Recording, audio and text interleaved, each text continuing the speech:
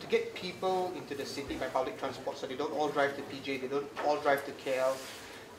The challenge is how do you connect many areas which are still unconnected to the backbones, your MRT and LRTs, and still unconnected to trunk bus services.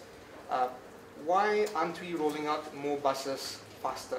London has approximately the same population and the same land size as the Klang Valley, and they have 7,500 buses. We have 1,500 buses.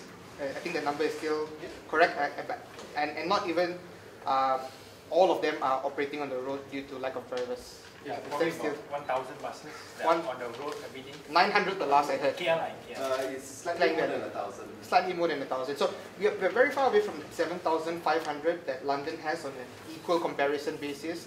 Very far from the 10,000 that Hong Kong has on the road, despite their tremendous MTR services. Singapore, that is one-third the size of the Klang Valley, has 3,500 buses.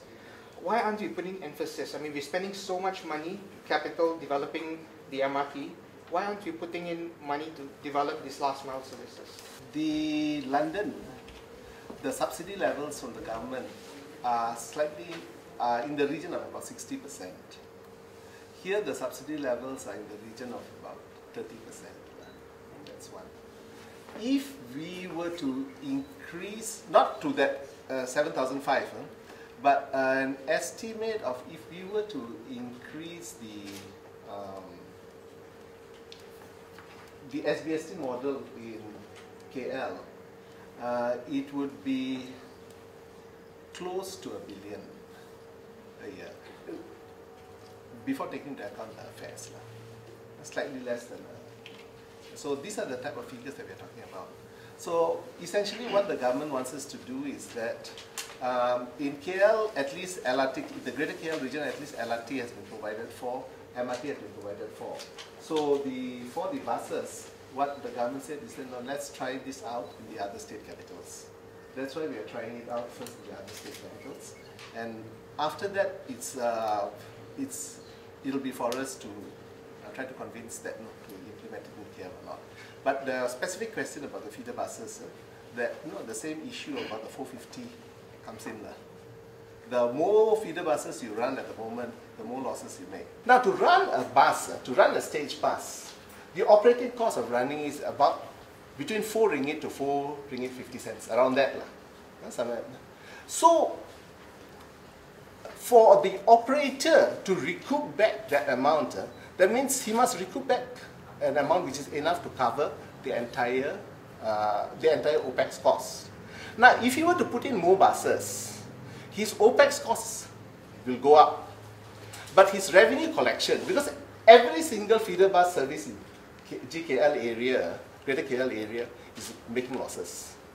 Same situation as the old operator in Seremban now. Why do I want to make more service when I'm going to incur more losses? So what happens is that the operator tries to minimize his or her losses by making sure that one feeder bus covers as much of the area as possible, so that you reduce your OPEX. And when you want to do it that way, what happens? I sent out my colleagues, my youngsters, I sent them out. You just go anywhere you want.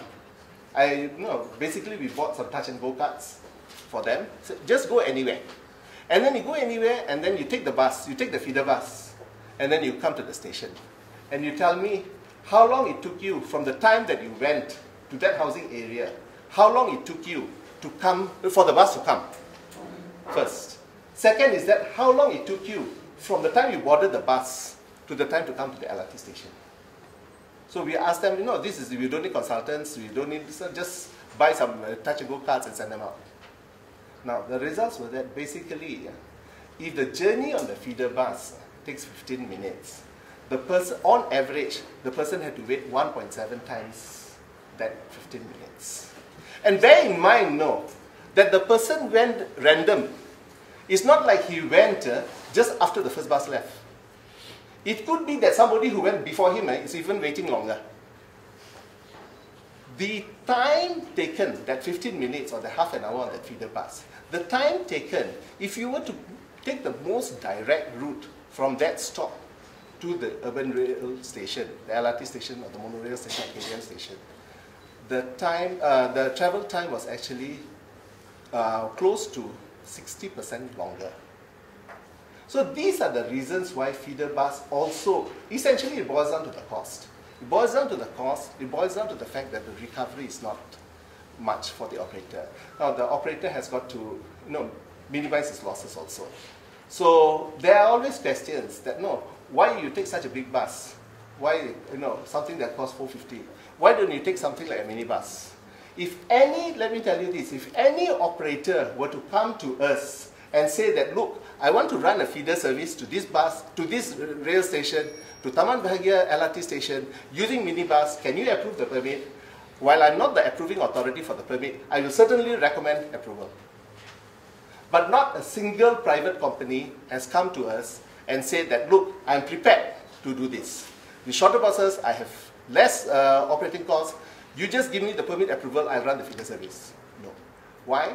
Because the fare is not attractive. We have no choice. Do you allow bus mili wilayah to do that? Dulu, the bus mili wilayah, the percentage of population using public transport was much higher.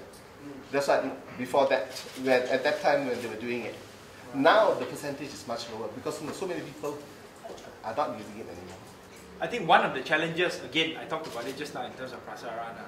Prasarana can afford to buy like new double-decker buses that cost probably about R1 million, more than the 600,000 that you quoted. And the argument is that we don't have enough drivers, so better for us to operate, to buy double-decker buses to operate certain routes,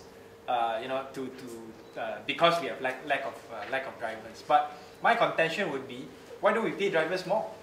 Actually, by paying the drivers more, the cost is actually not significantly higher, and in fact, probably lower than the cost of buying these double-decker buses. I give you another example. I didn't have time just now, but just to chucho a bit more. You talk about fares, right? Let me just give you an example. Anyone here taken the Sunway BRT before? Can I put up your hand? No. 1, 2, 3. Got lah. Got. What is the end-to-end cost? Do you all know? It's about 6 ringgit. You know how long that distance is? 6 kilometers. So it's about 1 ringgit per kilometer. Right? So on a per kilometer basis, it's really high. Taxi fare. Yes. And how much did they spend on the buses? It's electric buses imported from China.